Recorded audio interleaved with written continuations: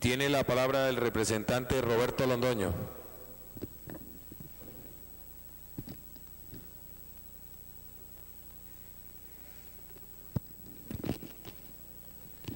Presidente, señor ministro, voy a hacer uso de la palabra brevemente. Simple y llanamente para citar o para recordar a un viejo filósofo hispanoparlante, a Mario Moreno, Cantinflas. No hay nada más difícil en el mundo hispanoparlante que ponernos de acuerdo entre quienes estamos de acuerdo. Hoy he visto con deleite, con sorpresa,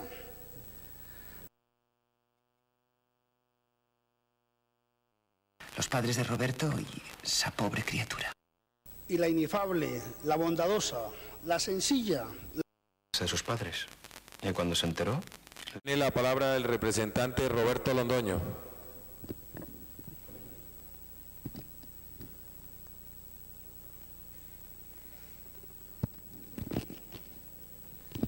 Presidente, señor ministro, voy a hacer uso de la palabra brevemente. Simple y llanamente para citar o para recordar a un viejo filósofo hispanoparlante, a Mario Moreno, Cantinflas.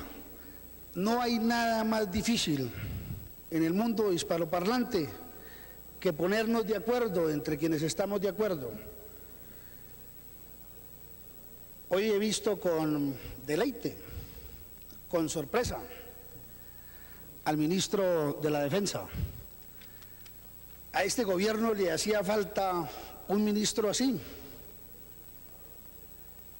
Ha resultado insólito que en los últimos tiempos de este gobierno haya dos ministros estrellas.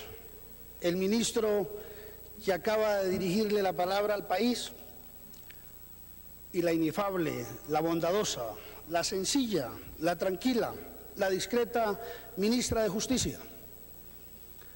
La ministra de Justicia y el ministro de la Defensa, el ministro de la Paz, como acertadamente lo ha llamado el honorable representante Pablo Victoria, nos han dado ejemplo de lo que serían dos ministros buenos y lúcidos en un gobierno confiable.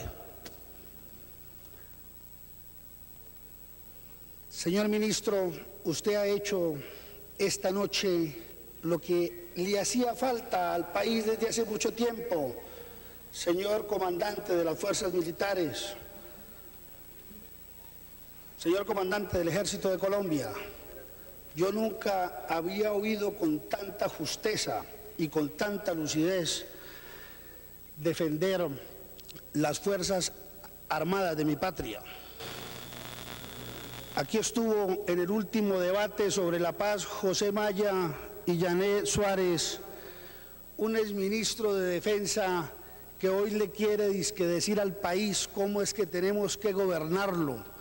Si ese ministro, Ingrid Betancourt, hubiera tenido la lucidez de nuestro inefable ministro Paisa, seguramente nos hubiéramos evitado muchísimos debates, honorable representante Pablo Victoria. En lo fundamental, señor ministro, en lo fundamental, los colombianos estamos de acuerdo con usted. Cuando yo dije que el día que usted se apareció al Congreso y quienes nunca creímos en este gobierno por razones obvias, lo saludamos con beneplácito y con cariño, porque esa ingenuidad suya deviene del talento de los abuelos nuestros, que solían decirle a los hijos: hijo mío, tenga cara de tonto, pero adminístrela bien. Ese es un consejo con que los paisas se tomaron al país. Usted lo ha demostrado esta tarde.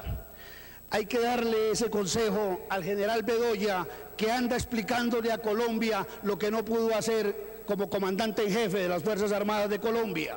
Y no porque probablemente no lo quisiera, no porque no tuviera la ilustración tranquila, ingenua suya, sino porque estaba en el tiempo equivocado, con el gobierno equivocado, porque aquí vino a decirnos José Maya y Yané Suárez, dice que había que liberar a un pueblo de Colombia, porque en ese pueblo había demasiados hombres, porque quienes mandaban allí no les gustaban las mujeres. Las cosas, señor ministro, hay que decirlas como son. Ciertamente yo creo que aquí van a venir los representantes de las fuerzas extremas, Pablo Victoria, pero por la vía de la paz. Pero van a venir después, y usted ha hecho un esfuerzo grande, un aporte grande. Yo creo en ese ejercicio.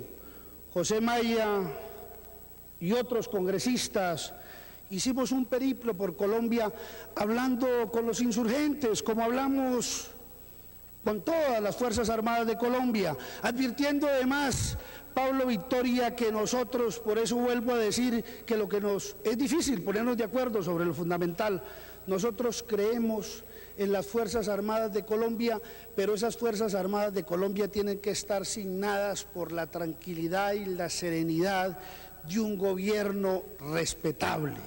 Este debate ha servido para decir que en Colombia, señor presidente, hay cómo, con quién hacer la paz. La revista Cambio 16, en un ensayo generoso de la semana pasada con las fuerzas de Colombia que quieren la paz, publicó las aproximaciones de las supuestas fuerzas en conflicto, y yo llegué a la conclusión de que nada nos separa.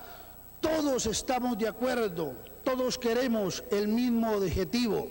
Lo que nos hace falta, colombianos, compatriotas, es que quien presida ese intento sea confiable, venda esperanza, tenga futuro.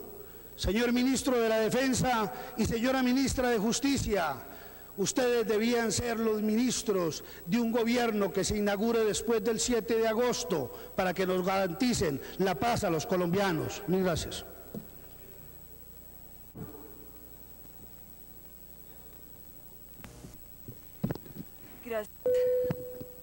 Gracias, señor presidente. La verdad es que después de oír al ministro de Defensa, realmente debo confesarles a ustedes, mis colegas, y a los colombianos que probablemente nos están observando, que lo que acabamos de oír es probablemente uno de los espectáculos más decadentes que uno haya podido oír desde que se inició esta legislatura.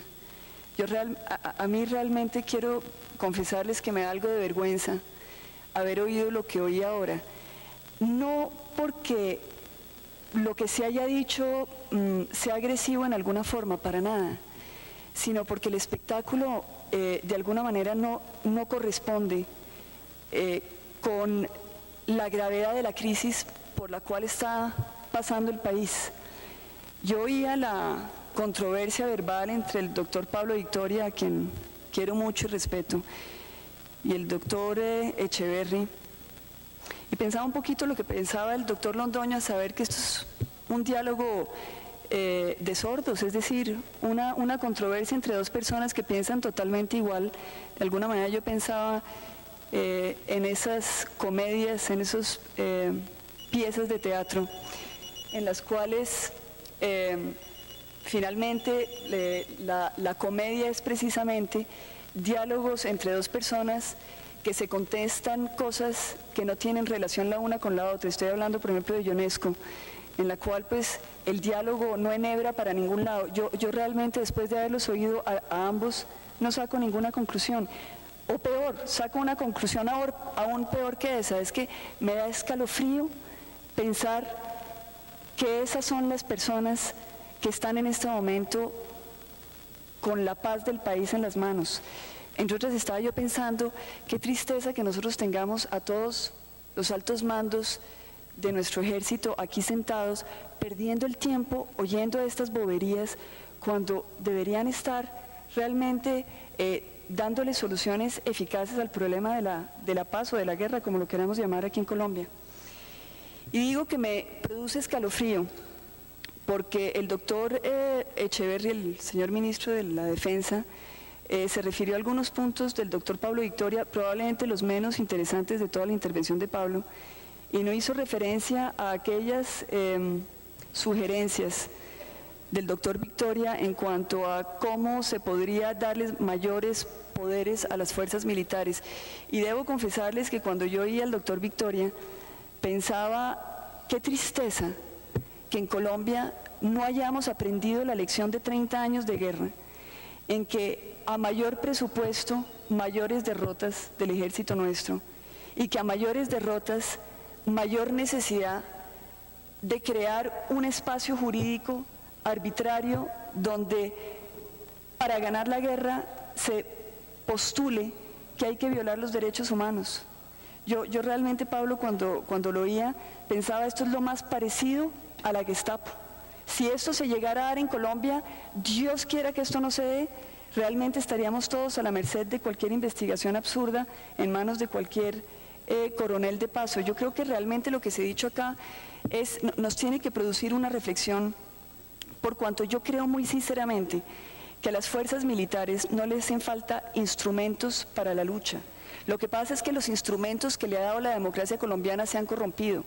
Es que el problema es que nosotros no tenemos unas fuerzas militares que se hayan dedicado a derrotar la subversión, sino que más bien se han dedicado a someter la población civil. Ese es el gran problema que tenemos. No hemos logrado establecer que si nosotros queremos una democracia donde realmente las cosas funcionen, y la primera limpieza hay que hacerla probablemente en el Congreso, y en eso pues yo creo que el país coincide, pues también hay que hacerla en las fuerzas militares. Es que si hay algo que desmoraliza a las fuerzas militares es precisamente la corrupción, y no la corrupción de los soldados, porque a los soldados les tenemos el mayor cariño, el mayor aprecio y el mayor respeto, pero sí la corrupción en los niveles de dirigencia de las fuerzas militares, en las cuales no es secreto para nadie que en los 4 años más debates en contra de la corrupción, en particular en los casos de las fuerzas militares, no se pudieron hacer en este recinto. El problema de los Galil, el problema de las botas, el problema de los helicópteros, cada uno de esos contratos eran contratos leoninos. Entonces después nos preguntamos, bueno, ¿cómo vamos a hacer para que el presupuesto nos alcance? Tenemos, probablemente en la historia del país, nunca han tenido las fuerzas militares en valores absolutos mayor dinero y mayores recursos que hoy, ni tampoco en porcentaje en relación con lo que representa el cargo de la guerra en el presupuesto nacional. A nosotros se nos olvidó educar, se nos olvidó darle salud a los colombianos, nos hemos dedicado a darle recursos a los militares, unos recursos que se desvían, que no nos han servido finalmente para modernizar nuestras Fuerzas Armadas, y después nos preguntamos por qué nos derrotan. Yo creo que aquí tenemos que hacer realmente un llamado de atención a las fuerzas militares, por cuanto nosotros lo que estamos pidiendo, primero, son fuerzas militares que no tengan una concepción guerrerista en el sentido de que para ganar la guerra hay que violar la ley. Es que nosotros lo que queremos precisamente son unas fuerzas militares que impongan la ley respetándola. Nosotros no queremos unas fuerzas militares que finalmente se vuelvan unos instrumentos de represión, sino al contrario, queremos unas fuerzas militares que sean instrumentos de liberación y de protección de la sociedad y de la población civil. Entonces, yo pienso que es hora, con mucho respeto y con mucho cariño, que le digamos al ministro de Defensa y a los generales de Colombia que nosotros no queremos que a las derrotas en el campo se nos responda con comunicados de prensa. Es que aquí lo que tenemos son, finalmente, yo diría, generales de salón que se han acostumbrado a dar sus batallas con los micrófonos, y obviamente eso desmoraliza a la tropa. Obviamente que eso desmoraliza a la tropa, porque cuando aquí están unos señores sentados en sofás de cuero, esperando yo no sé qué, cada vez que hay una derrota se pide más presupuesto, eso es como la estrategia básica. sin tener en cuenta finalmente lo que están viviendo los soldados de Colombia, pues yo sí creo que nosotros tenemos que llamar la atención como representantes del pueblo, que estas fuerzas militares no nos están dando resultados ni en el campo militar ni en el campo ético. Y yo creo que las dos están muy ligadas. Yo desgraciadamente sí pienso que mientras que nosotros no concibamos que los derechos humanos y la defensa de los derechos humanos es una estrategia para ganar la guerra, para conquistar el botín de guerra que es la población civil, para lograr precisamente adueñarnos de ese espacio de territorio que está hecho de seres humanos y no de hectáreas de narcocultivos. Hasta que nosotros no entendamos que finalmente lo que necesitamos nosotros es un ejército del cual nos podamos sentir orgullosos, porque están respetando la ley y la están haciendo respetar. Nosotros no podemos estar aquí finalmente pidiendo que se nos presente un proyecto de ley para tener una política de guerra y de derrota con el argumento de que no hay ninguna legislación desde hace 30 años que se haya venido a presentar aquí en el Congreso para finalmente ganar la guerra. Es que yo sí les digo a ustedes que en el concepto muy personal mío, yo creo que nosotros tenemos una legislación de guerra. En particular la justicia regional se concibió así, es una justicia de guerra. Terrorismo, subversión, esos eran los puntos con los cuales se tenía que aplicar ese concepto. Ahora, que la justicia regional terminó desbordada no nos sirvió precisamente porque se corrompió, ese es otro problema, pero que aquí hemos tenido los instrumentos legales que ustedes han necesitado para adelantar la guerra, eso es cierto. Así, es decir, sí hemos tenido los instrumentos legales, lo que pasa es que esos instrumentos legales se han corrompido. Ahora, yo y al doctor Echeverry, haciéndole un llamado a la ciudadanía de solidaridad con las fuerzas militares. Pero es que yo creo que eso de la solidaridad no se exige, se gana. Y nosotros, cada uno de los colombianos, somos solidarios con nuestra tropa, somos solidarios con nuestros soldados, pero vemos que hay un desfase entre la tropa y el alto mando de las fuerzas militares. Y también les voy a decir otra cosa que es un punto de reflexión, aquí para todos los amigos que están uniformados. Cuando nosotros vemos, por ejemplo, que parte de los trofeos de guerra son cuántos guerrilleros hemos logrado dar de baja, se dice, pues yo quiero decirles que yo cuando oigo eso, a mí me duele de la misma manera que me duele cada vez que veo el número de soldados que han muerto, porque para mí, guerrilleros o soldados, ambos son compatriotas. Y lo digo porque realmente aquí lo que estamos viviendo es todo un andamiaje, una organización de una guerra sucia que tenemos que acabar. Y mientras que los colombianos nos mantengamos en la posición de que cuando matan a alguien de la izquierda, los de la derecha se sienten que no están involucrados, y cuando matan a alguien de la derecha, los de la izquierda sienten que no fue con ellos, pues nosotros no vamos a poder tener paz. Aquí somos una nación, aquí todo el mundo tiene su espacio, su derecho a existir, su derecho a pensar diferente. La tolerancia es parte de lo que tenemos que recuperar en nuestra sociedad, y la tolerancia en particular de poderles decir a ustedes lo que nosotros pensamos sin que se nos tilde de estar de voceros de las organizaciones de derechos humanos que por lo tanto se consideran como de izquierda. Es que a mí me da risa porque en el país, cuando yo critico o señalo algo de las fuerzas militares, inmediatamente quedo como estigmatizada como de la izquierda. Pero cuando digo que la guerrilla está narcotraficando, que la guerrilla está asesinando, que la guerrilla está desinformando, entonces ahí quedo marcada como de la derecha, y resulta que yo no soy ni de izquierda ni de derecha, soy colombiana.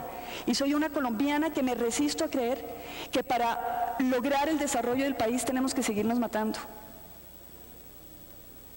Entonces, lo que a mí sí me queda de este debate es la sensación de muy poca seriedad en el manejo del tema. Yo sí quisiera hacerle un llamado al ministro de Defensa para pedirle que de alguna manera nos traiga acá menos pasión, menos verbo y más cifras y más datos. Recojo de su discurso la iniciativa que me parece buena y me parece que realmente hay que, digamos, recuperar, de al fin tener un satélite colombiano en nuestra órbita geoestacionaria. Qué bueno. Qué miedo al mismo tiempo. Que en manos de este gobierno esa iniciativa se vuelva un gran negociado de última hora. Dios quiera que no. Señora, perdón. Con mucho gusto le concedo la interpelación. Ministro, por favor. Ministro, tiene la interpelación. De la presidencia, señores representantes, yo fui muy claro y muy enfático que quedaba el acuerdo para que el nuevo gobierno adjudicara previendo maliciosas y tendenciosas e infames afirmaciones. Y quiero decirle a la doctora Ingrid con todo el respeto que si quiere una demostración de fuerzas más democráticas que la que han dado hoy estas fuerzas dejándose insultar y vapulear, como lo está haciendo ella, es inaudito, y que nunca en 14 meses he tenido el honor de recibir una llamada de ella para una explicación en detalle. Muchas gracias. Continúa con la palabra la representante Ingrid Betancourt. Sonido, por favor. Las palabras del señor ministro lo que hacen es confirmar lo que yo estoy diciendo, es la falta de tolerancia.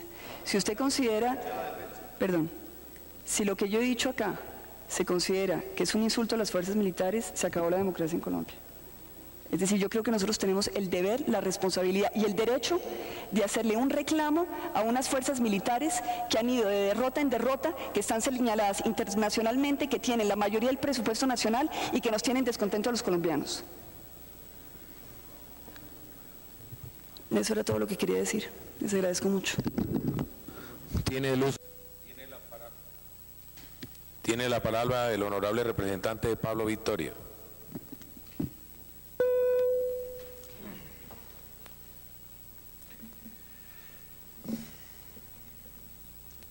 Gracias, señor presidente, por concederme unos minutos de una réplica que considero necesaria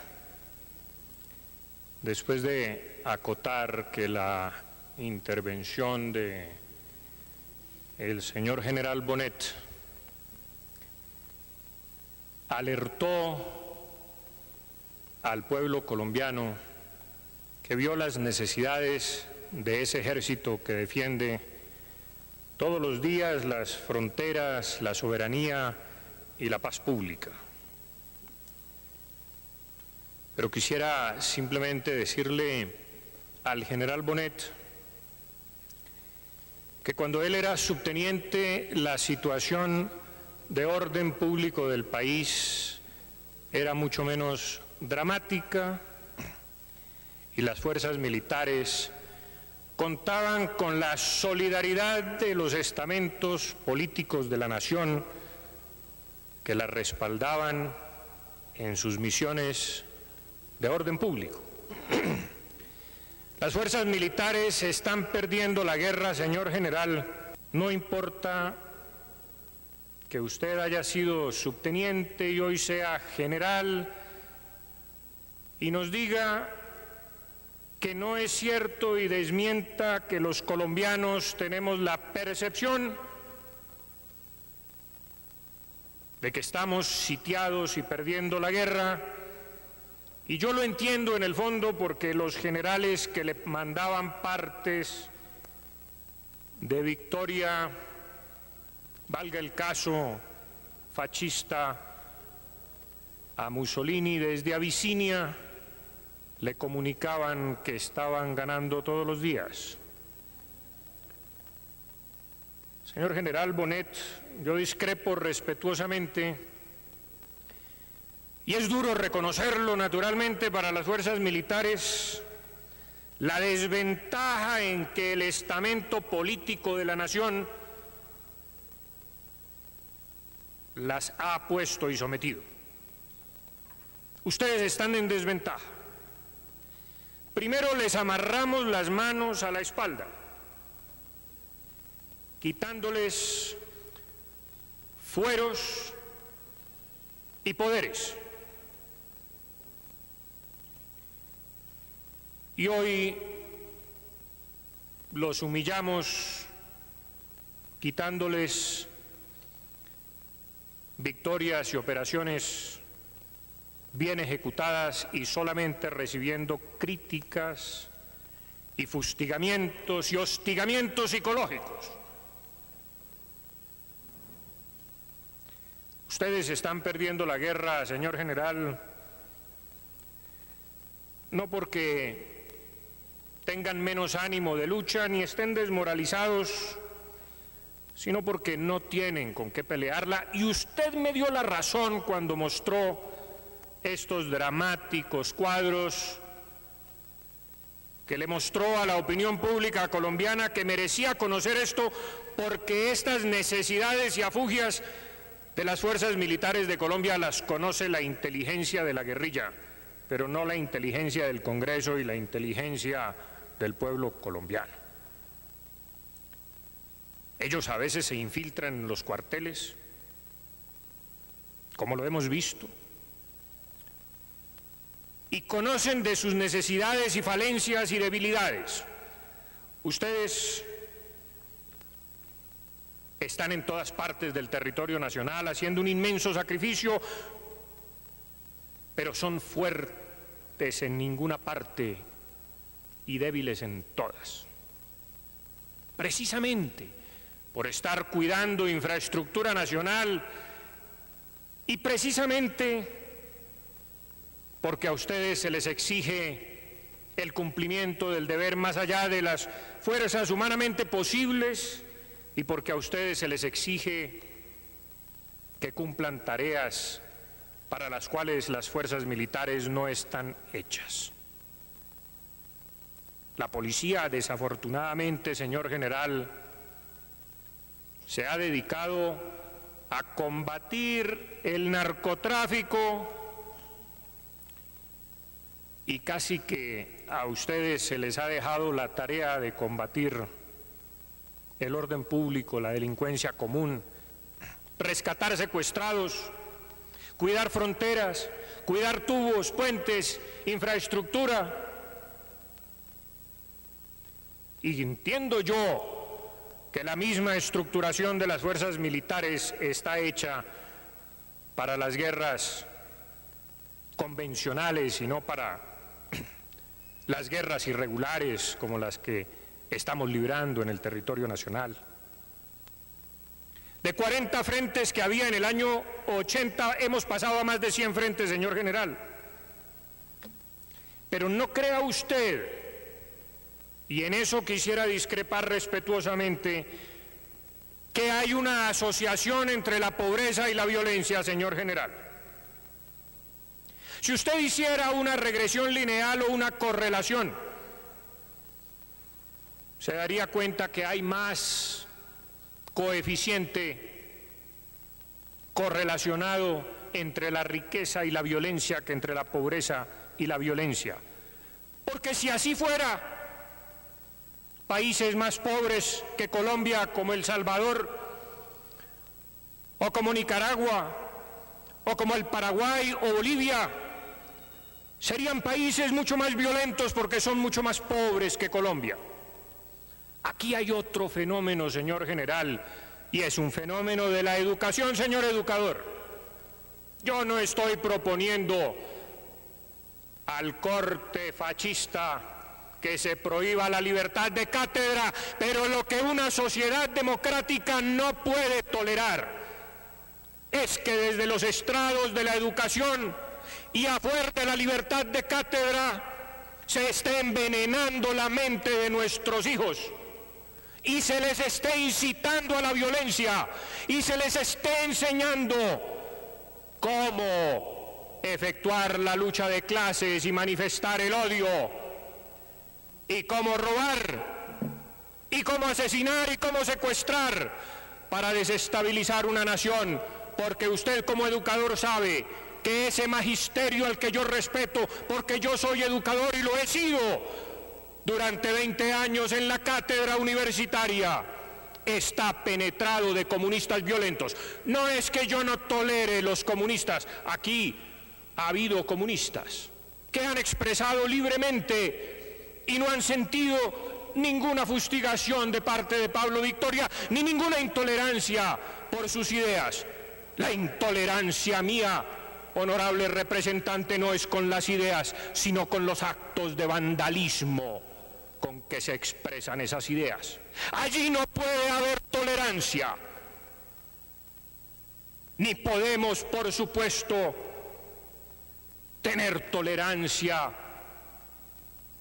con que los violentos quieran abrirse espacios, doctora Ingrid Betancourt, a plomo limpio para entrar al Congreso de la República. A mí sí me duele mucho más que un soldado de la patria caiga acribillado. Me duele mucho más que la muerte de un bandido, que la muerte de un criminal, de un secuestrador. A mí sí me duele mucho más que una persona de bien caiga en los campos de combate que una persona de mal en los mismos campos, porque yo no tengo confusiones mentales, doctora Ingrid Betancourt. Yo no tengo esas confusiones porque yo sí sé del lado de quién estoy. Porque yo, como usted, a pesar de manifestar un credo político, de ser conservador y declararme conservador en mis costumbres, en mi vida familiar y en mi vida política, sé de parte de quién estoy. Y estoy de parte de las instituciones colombianas, estoy de parte de la legitimidad, estoy de parte de las fuerzas militares, estoy de parte del orden. No estoy de parte del desorden, de los desafueros, del plomo, de la agresión, del secuestro, del delito. Yo no tengo esa clase de confusiones y por eso le manifiesto a la nación que Pablo Victoria sí sabe cuáles son las fuerzas del mal y sí sabe del dolor de nuestros soldados, porque yo sí me he paseado por los cuarteles y he conocido que los militares defienden los derechos humanos, las libertades ciudadanas y defienden el hecho de que yo esté aquí diciendo lo que me dé la gana, y usted también, doctora Ingrid. Son ellos los garantes de este precario orden que tenemos en Colombia. Por eso yo no tengo confusiones y por eso a mí sí me duele mucho más que un soldado del bien caiga acribillado en los campos de dolor y de batalla que un agente del mal, de la perversión, de la desestabilización y de todo lo que nos acongoja a los colombianos. Yo sí quiero espacios como usted, doctora Ingrid, para que los hombres que representan la izquierda se sienten aquí a debatir civilizadamente nuestras diferencias. Pero yo no le concedo ningún espacio a los que a plomo quieren entrar al Congreso de la República, o a fuer de lo que usted decía en un debate que tuvimos en una universidad colombiana, que los colombianos, mientras no pagáramos la deuda social que tenemos, no podemos aspirar a la paz.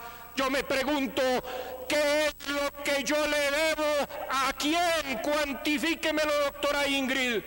¿Cuál es la deuda social que yo tengo que pagar? Si con la plata que tengo en este bolsillo la puedo pagar, o si el atracador que nos asalta en cualquier calle de Bogotá o de cualquier provincia de Colombia, le tenemos que pedir disculpas porque tenemos que pagarle una deuda social incuantificada e incuantificable. O el chofer de bus que atropella a un niño que cruza una calle, o que estrella una mujer que va por su casa, que va en su carro tranquilamente porque es un guache, porque es un violento, porque es un resentido. Le tenemos que disculpar porque la sociedad le debe algo. No, doctora Ingrid, perdóneme, pero yo no tengo deudas sociales esas que pagar, porque yo pago mis impuestos, los que aquí aprobamos. Esa es la deuda social que la sociedad ha dicho que yo tengo que pagar y que ustedes, como trabajadores honestos de Colombia, pagan todos los días o todos los meses con su sueldo. Yo no sé qué otra deuda tengo con el pueblo colombiano que tenga que tolerar el secuestro, el desafuero, la violencia para terminar de pagarla. Por eso yo no tengo confusiones mentales. Y por eso yo digo que si bien es cierto, este país tiene muchas diferencias sociales y tiene mucha pobreza, con el mismo aliento digo que la pobreza no es justificación del crimen y del delito, que hay sociedades más pobres que son observadoras de la ley y que este país en 1920 y 30, cuando se podían mantener los portones de las casas abiertos y solamente cerrar el contraportón, y cuando las gentes salían a recibir el fresco en las tierras calientes, era un país, perdóneme la expresión, de pata al suelo, de obreros sin casco, sin prestaciones sociales, una pobreza y un analfabetismo generalizado. Este era un país de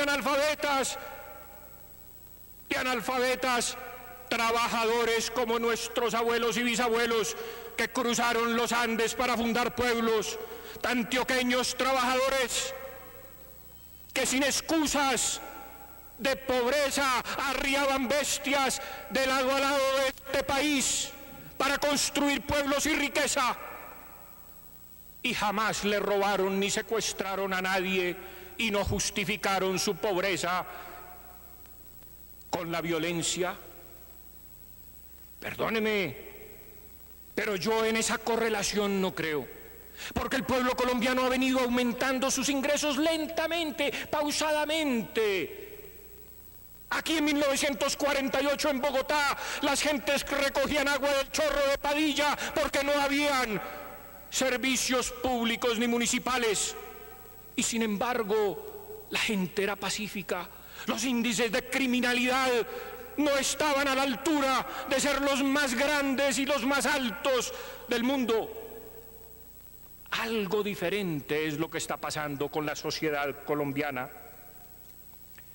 Investigaciones sociológicas sobre lo que hay que hacer, pero sobre todo porque en Colombia florecen, señor presidente, dos industrias, las más florecientes, las más prósperas de todas: la industria del crimen y la industria de la impunidad, porque en Colombia no hay justicia.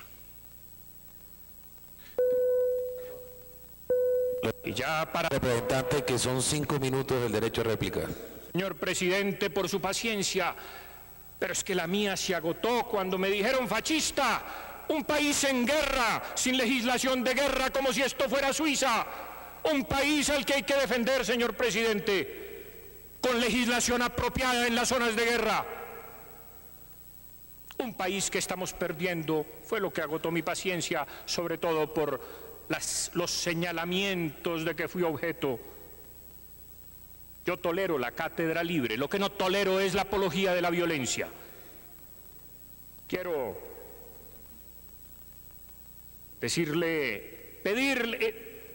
darle agradecimientos a la doctora María Paulina Espinosa por sus generosas palabras que verdaderamente me llegaron al alma, y por supuesto al honorable representante Roberto Londoño,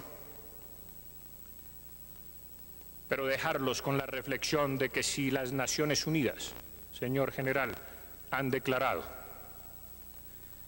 que el consumo de droga y la comercialización de la droga es un delito contra la humanidad, valdría la pena